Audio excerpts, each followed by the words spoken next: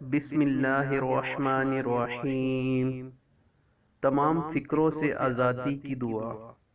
حسبی اللہ لا الہ الا ہوا علیہ توکلت وہو رب العرش العظیم۔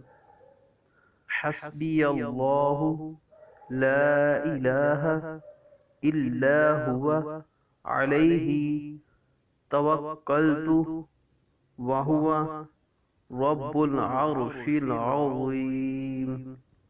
مجھے اللہ ہی کافی ہے، اس کے سوا کوئی معبود نہیں، اسی پر میں بھروسہ رکھتا ہوں اور وہ بڑے تخت کا مالک ہے۔